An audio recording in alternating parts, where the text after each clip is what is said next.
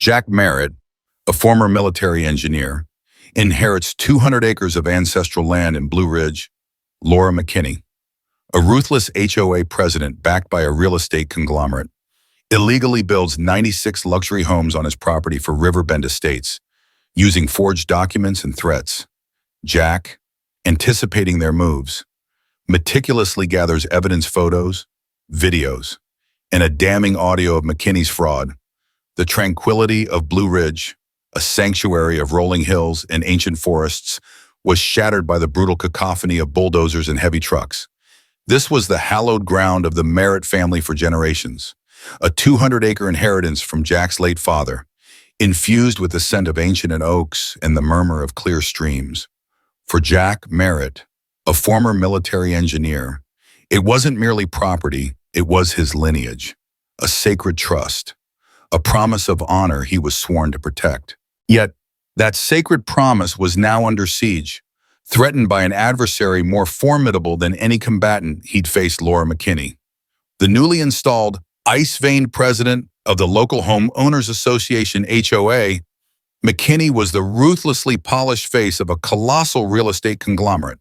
She saw Jack's 200 acres not as a heritage, but as a glaring obstruction, a prime target obstructing her audacious Riverbend Estates project, a sprawling 96-home luxury development promising stratospheric profits. The initial phone calls, cloaked in feigned civility, quickly devolved into thinly veiled threats. "Mr. Merritt," Laura's voice, as sharp as fractured ice, cut through the receiver. "We've been incredibly patient. Our project will bring unparalleled prosperity to this community. Your land is the only impediment. We've offered you a generous sum." Jack, forged in the crucible of military discipline, refused outright, his voice a steady, unwavering force. "This land is not for sale, Ms. McKinney. It is my home. It is my family's legacy." His defiant rejection ignited a cold fury in Laura, a woman entirely unaccustomed to being denied. She believed every single thing had a price, and Jack Merritt was just a stubborn, insignificant obstacle to be eradicated. Jack was no fool. Years spent navigating the treacherous currents of military strategy had honed his ability to anticipate an adversary's every move. He knew Laura McKinney and her corporate behemoth would not relent. Their contempt for law and private ownership was palpable. He spent countless nights poring over legal documents, HOA bylaws, and precedents of land disputes. He discovered that, theoretically, an HOA wielded considerable power in community management, including construction and landscaping regulations. However, this power was strictly bounded, subservient to state and federal law.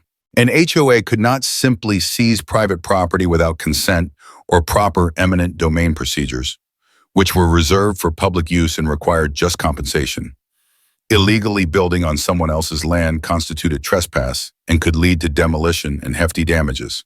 But Laura McKinney, fueled by the conglomerate's inexhaustible wealth and a dangerous arrogance, had plunged far beyond those boundaries. On one fateful morning, Jack awoke to the terrifying sight of a vast contingent of workers and monstrous machinery swarming onto his land. They bulldozed ancient trees, gouged out foundations, and began erecting the skeletal frames of what they brazenly called Phase 1 of Riverbend Estates. Jack sprinted out, confronting the foreman and crew, but they merely brandished a stack of obviously fabricated legal documents, asserting lawful transfer of ownership. "We have all the necessary papers, Mr. Merritt," the foreman stated, his face devoid of empathy. "Your job is to step aside."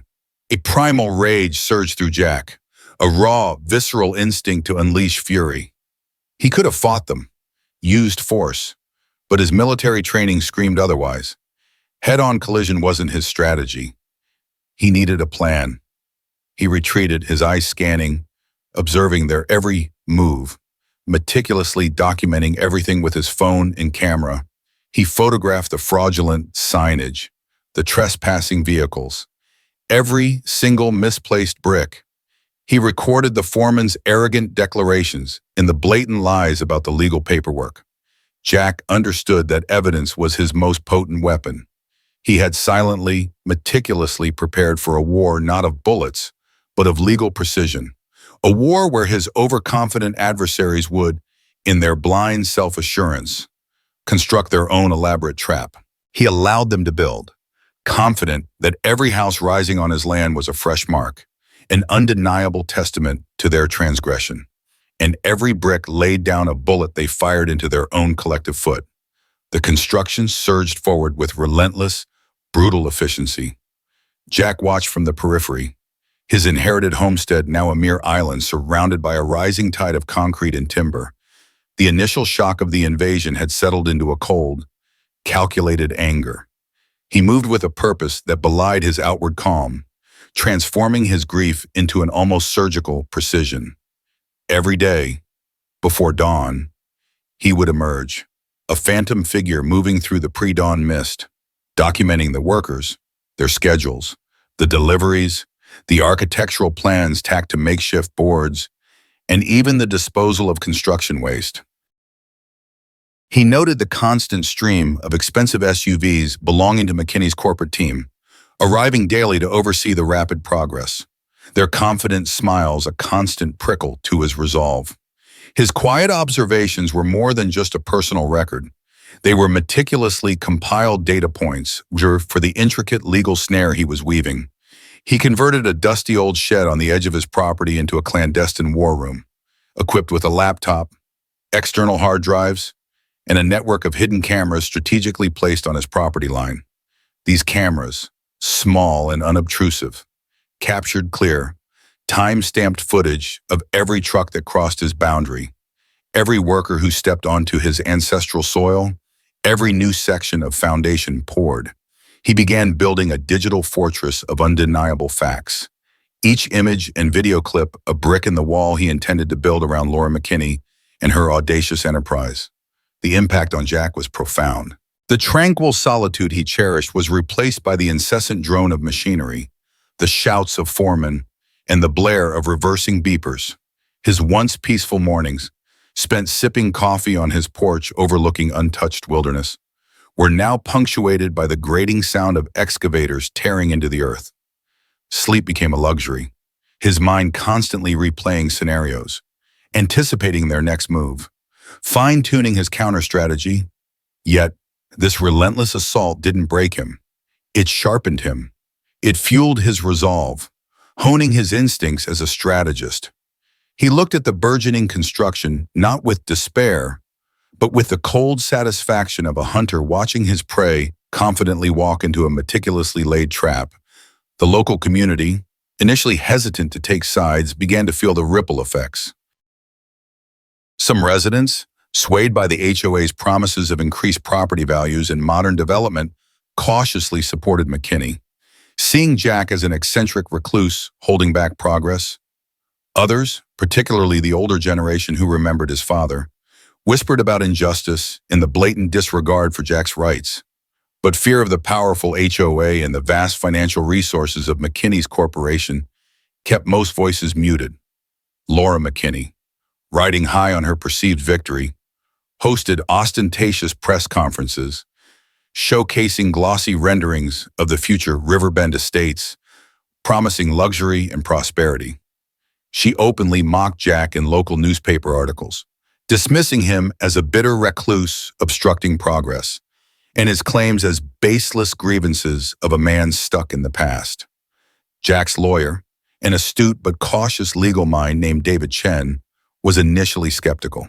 "Jack, this is a massive undertaking," Chen had warned, his voice tight with concern during one of their initial meetings. HOAs, especially ones backed by large corporations, have immense resources. They can bury you in paperwork, drag this out for years, and you're letting them build. That's unconventional. Jack simply nodded, his gaze distant, calculating.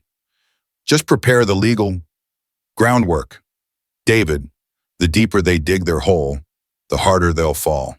We need irrefutable proof of their intent and their disregard for the law." He insisted that Chen begin filing preliminary injunction requests and notices of trespass, knowing they would be dismissed or ignored by a judiciary likely influenced by McKinney's formidable lobbying power.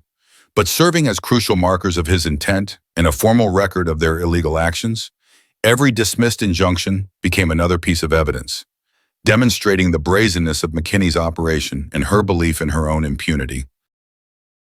The twist came not from the construction itself, but from an unexpected source, an insider within the HOA.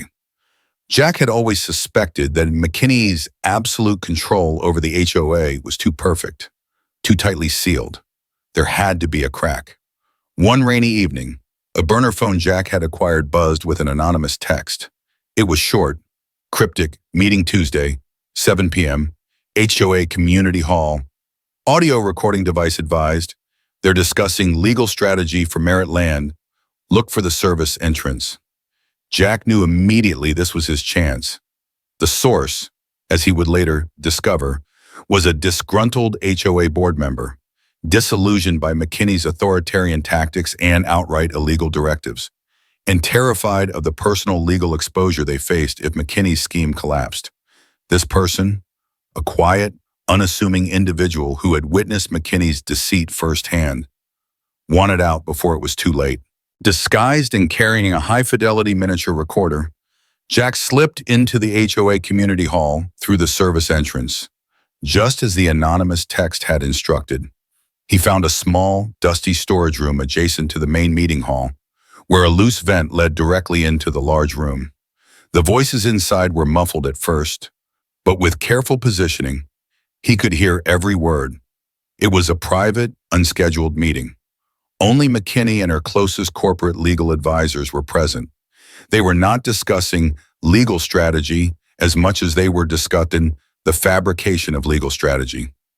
The fictitious paperwork is holding up, McKinney's voice, sharper and more triumphant than ever, echoed through the vent. Our expert appraisers have undervalued Merritt's land by 9% in the official HOA records. We've backdated the approvals for Riverbend Estates. The local planning commission, well, they've been very cooperative. A chilling laugh followed. Merritt won't know what hit him. By the time he even thinks about suing, all 96 homes will be complete, occupied, and legally entangled. Draining them would be an economic catastrophe for the entire region. No judge would dare order it. He'll be forced to sell at our price, just to avoid further damages. Another voice, ostensibly one of her corporate lawyers, would add, and with the false claims of eminent domain we've carefully seeded, the narrative will be that he's holding up public progress. We'll drown him in PR, make him the villain. Jack felt a cold dread, quickly replaced by a surge of grim satisfaction. This was it. This was the explicit admission he needed. The full, unvarnished truth of their conspiracy, laid bare. He carefully extracted the recorder, his hands steady, his mind already racing. This audio, combined with his exhaustive visual documentation and the earlier dismissed legal filings, wasn't just evidence, it was a bombshell. It was the unequivocal proof of their premeditated fraud, their criminal conspiracy, and their blatant disregard for the law. The sound of their self-congratulatory laughter, muffled yet distinct, would be the final nail in their coffin. He had allowed them to build their empire of lies, brick by fraudulent brick, and now he held the key to its spectacular demolition. With the chilling audio recording secured, a new chapter of the war began.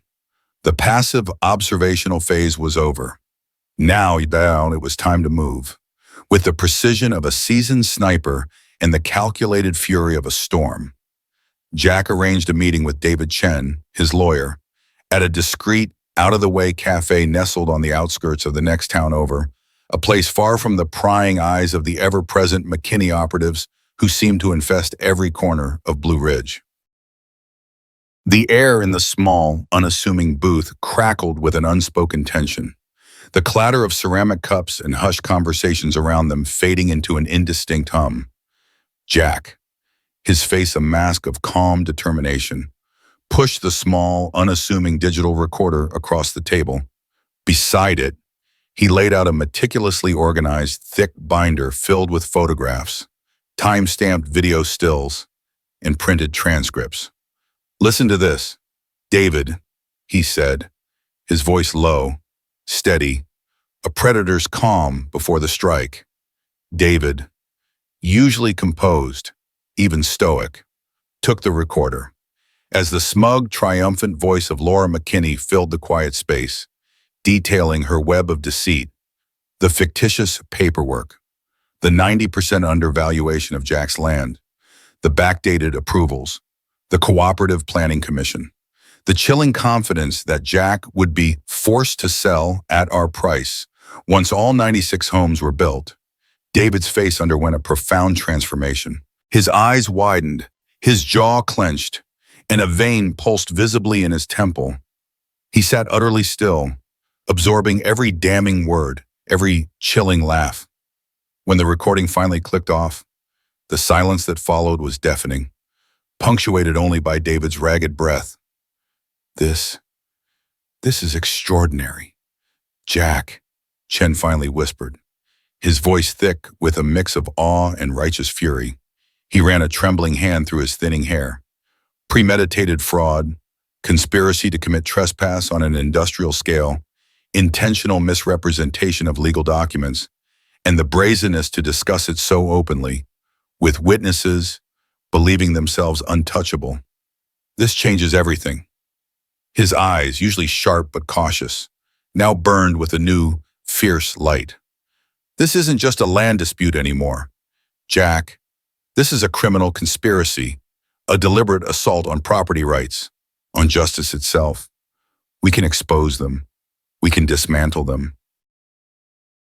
The legal strategy, once a defensive maneuvering, now pivoted to an aggressive, overwhelming offensive. No longer were they merely seeking an injunction to halt construction, a futile gesture against a powerful corporation already deep into the project. As McKinney had correctly assumed, that would have allowed McKinney to cut her losses, minimize the damage.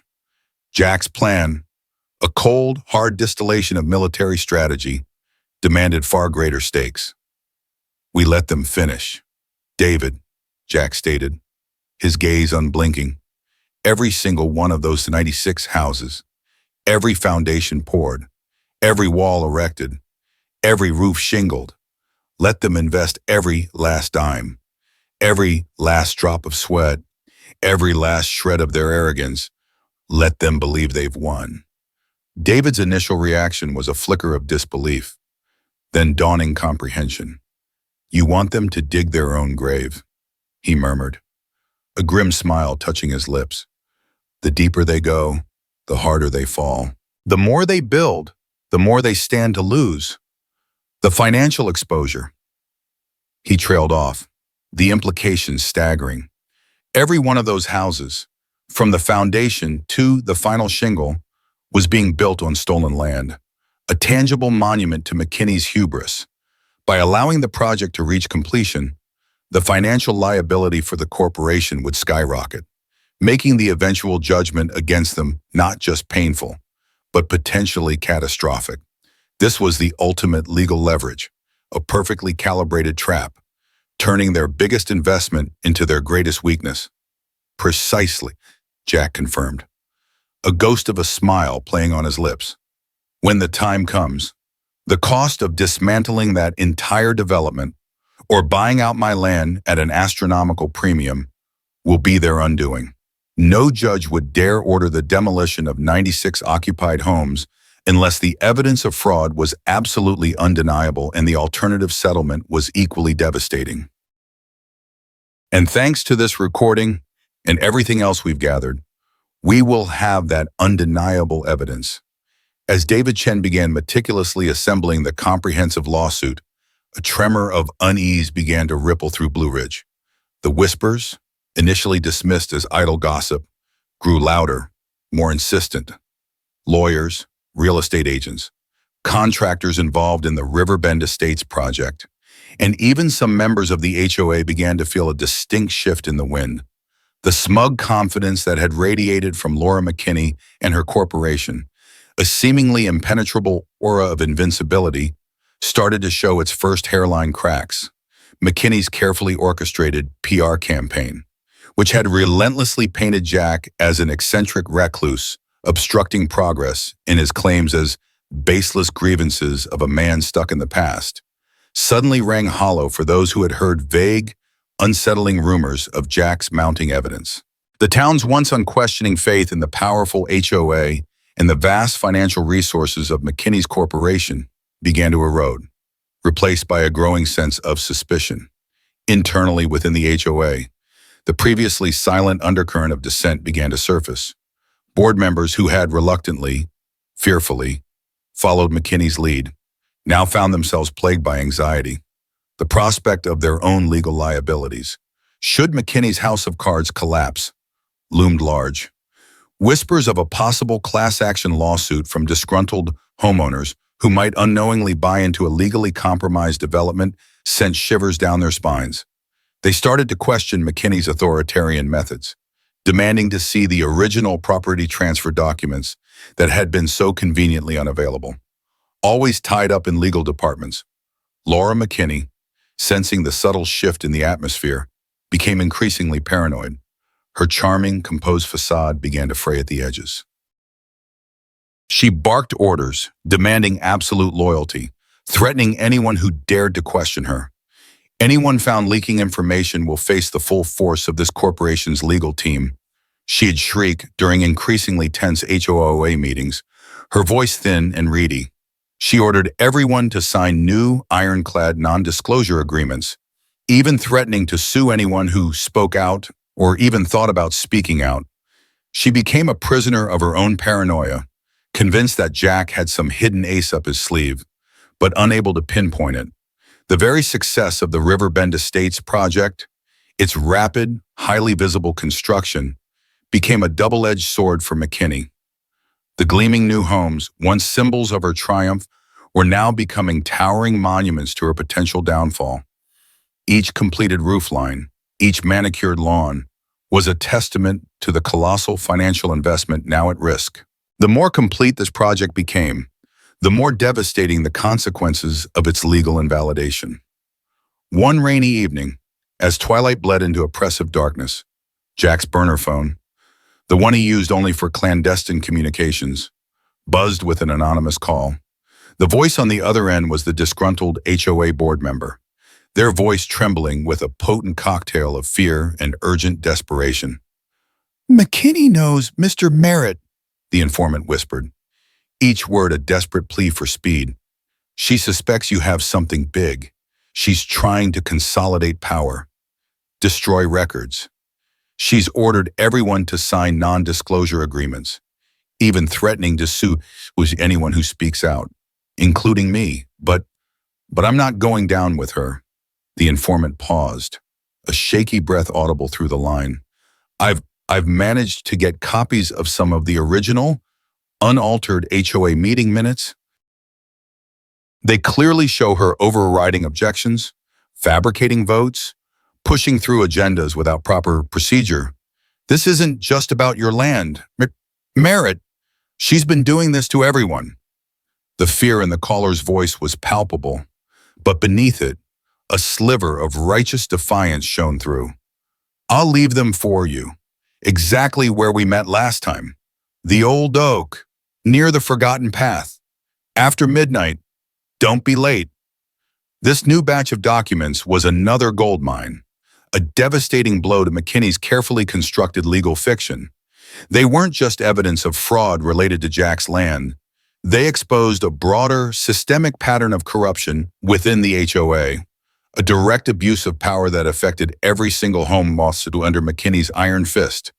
They provided concrete proof of McKinney manipulating HOA procedures and votes, further cementing the case for fraud and demonstrating a pattern of systematic deception that spanned years. Jack and Chen meticulously cross-referenced these new documents with their existing evidence, the audio recording, the thousands of photographs, the video footage, the dismissed injunctions.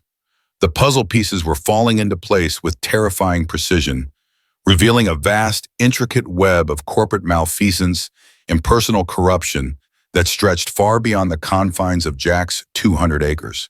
The balance of power was subtly, yet irrevocably, shifting. Laura McKinney, once seemingly untouchable, now found herself at the epicenter of a storm of her own making, utterly unaware that the quiet, unassuming man she had dismissed as an irrelevant nuisance was about to unleash a legal tempest that would not only sweep away her entire empire, but potentially send her and her co-conspirators to prison. Jack had allowed them to build their empire of lies, brick by fraudulent brick, and now he held the key to its spectacular, irreversible demolition. The final act was about to begin. The day of reckoning arrived with the stark, unforgiving clarity of a winter morning.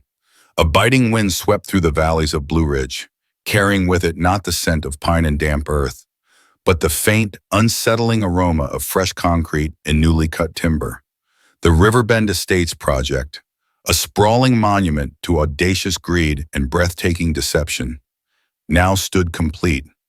96 pristine, luxury homes, each one a gleaming testament to Laura McKinney's ruthless ambition and the vast financial might of her corporation, dotted Jack's ancestral land. They shimmered under the pale, weak sun like a perverse mirage, a grotesque parody of the natural beauty they had obliterated. The developers had spared no expense. The houses were grand, boasting intricate stonework and expansive windows, the landscaping immaculate with freshly laid sod and young saplings, the asphalt streets winding elegantly through what was once untouched wilderness. They even held a lavish grand opening, a public spectacle of their supposed triumph, complete with champagne toasts and smiling investors. Laura McKinney, impeccably dressed and radiating an almost tangible aura of self-congratulation, stood at its very center, basking in the glow of what she believed was her ultimate, undeniable victory.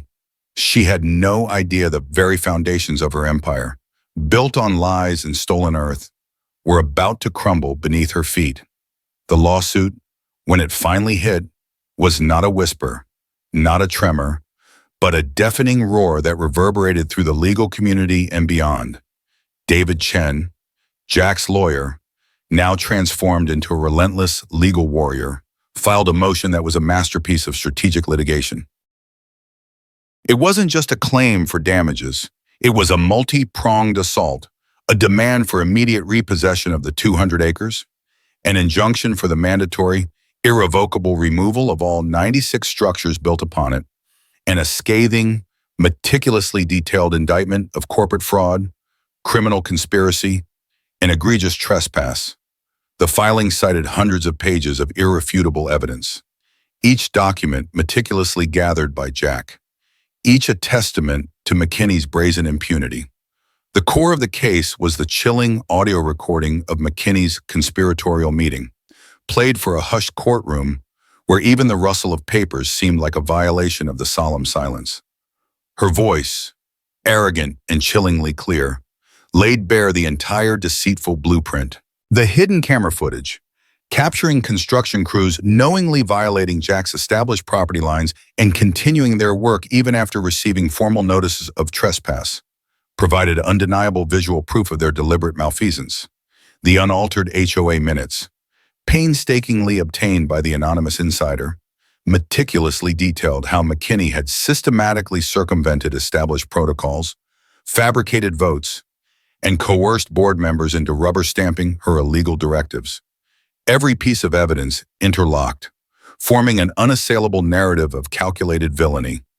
The revelation hit Laura McKinney like a physical blow, a sudden, brutal impact that stole the air from her lungs. Her carefully constructed facade, the impenetrable mask of corporate poise and ruthless efficiency, shattered into 1,000 pieces. It was replaced by a ghastly pallor, her eyes wide with a terror she could no longer conceal, and a desperate, frantic energy that bordered on hysteria. She tried to deny everything, to discredit Jack and his lawyer, to paint them as orchestrators of a vengeful smear campaign. She launched into rambling accusations, claiming Jack was a disgruntled, insane man, and that the evidence was doctored, but the sheer volume, the undeniable authenticity, and the damning nature of the evidence rendered her pleas impotent, reduced her desperate shouts to the impotent rage of a cornered animal. Her own corporate lawyers, once fiercely loyal, once unquestioningly executing her every command, began to distance themselves, their faces grim, recognizing the sheer impossibility of defending the indefensible. They scrambled, not to defend her, but to find an exit strategy, to salvage what little reputation their prestigious firm had left before being dragged down into the mire of her downfall. The trial was swift, a legal juggernaut that moved with terrifying momentum. Jack, stoic and composed, a figure of quiet integrity amidst the chaos, presented his case with the clarity and precision of a military briefing. He detailed the historical significance of his land, tracing its lineage back through generations of merits, speaking of the family legacy not with sentimentality, but with profound reverence. He articulated the systematic invasion by McKinney's corporation, outlining their every illegal encroachment. He spoke not with anger, but with a quiet, unwavering conviction that resonated deeply, profoundly, with the judge and every single member of the jury. They saw not a disgruntled recluse, but a man of honor fighting for what was inherently, rightfully his, Laura McKinney. On the other hand, appeared increasingly agitated, defensive, and erratic on the stand. Her meticulously rehearsed answers crumbled under David Chen's incisive cross-examination, exposing her lies and evasions. Her past public statements, casually mocking Jack and arrogantly dismissing his legitimate claims as the grievances of a man stuck in the past, were played back to her, starkly contrasting with the damning, undeniable evidence presented against her. The contempt she had so freely displayed for Jack and for the law itself was now turned back upon her, a relentless barrage of her own making. The court's verdict, when it finally came, was unanimous and unequivocally in favor of Jack Merritt. The judge, his voice resonating with grave authority, declared the entire Riverbend Estates project null and void, having been built entirely on fraudulently acquired land. The core of the ruling was a truly unprecedented ultimatum, a legal hammer blow designed to inflict maximum impact and send an unmistakable message. Laura McKinney and her corporate behemoth were given two options: either dismantle all 96 houses, restoring Jack's 200 acres to their original, undisturbed state within a strict 180-day time frame, or purchase the land from Jack at a price 10 times its calculated original market value. This astronomical figure, a staggering sum of money, was deliberately calculated to be a devastating financial blow, far exceeding the projected profits of the entire development, effectively turning their grand investment into an epic loss. It was a punitive, inescapable choice.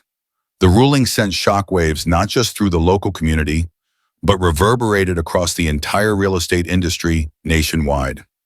It was a clear, resounding message, echoing from coast to coast corporate greed, audacious disregard for the law, and the exploitation of individual property rights would not be tolerated. The immediate aftermath in Blue Ridge was chaotic, a maelstrom of legal and financial fallout.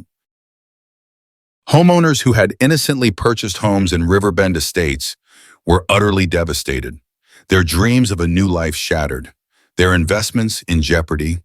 The HOA, now exposed as a corrupt, illegitimate entity, imploded under the weight of its own deceit, its leadership disgraced.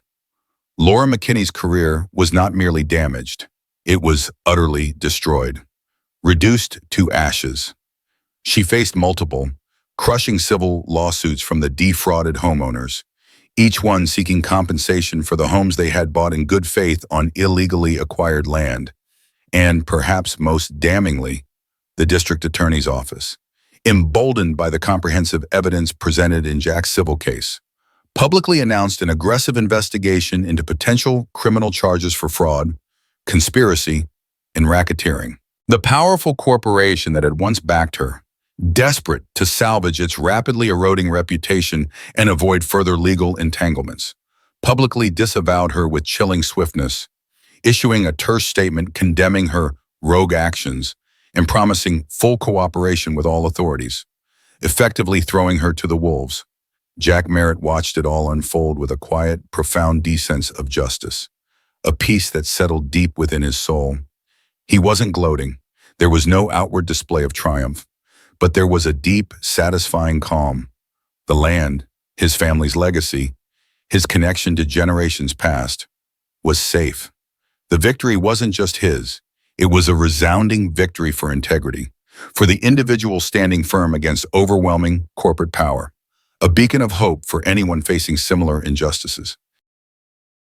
He allowed the corporation to buy the land at the exorbitant, punitive price, choosing not to force the demolition that would have displaced numerous innocent families, but rather to extract a financial settlement so utterly devastating that it would serve as a permanent, unforgettable deterrent for any future corporate predator.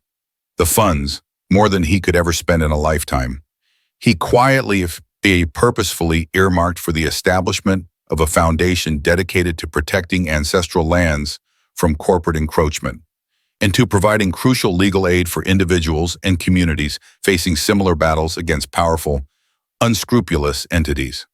The saga of Jack Merritt and the Riverbend Estates became a legend in Blue Ridge, a cautionary tale whispered in hushed tones in boardrooms and celebrated with quiet pride in small-town diners. Jack returned to his quiet life, the incessant drone of construction replaced by the gentle rustle of leaves in the ancient oaks, the chirping of crickets, and the comforting gurgle of the stream. The money was merely a tool, a means to an end. The true victory was the preservation of his heritage and the unwavering assertion that some things, some legacies, some values, are simply not for sale. The final word belonged not to the bulldozers or the deceitful contracts, not to the arrogant laughter of the powerful, but to the quiet strength of a man who played the one game, who understood that true power lay not in brute force, but in unwavering principle, meticulous preparation, and the perfectly laid trap, Mahan. Jack's lawsuit, armed with irrefutable evidence, exposes McKinney's conspiracy. The court rules the development void, ordering either demolition of all 96 homes or purchase of the land at 10 times its value. McKinney's career in the HOA collapse amid lawsuits and criminal investigations. Jack secures his legacy, using the settlement to fund a foundation protecting others from corporate greed, restoring peace to his land,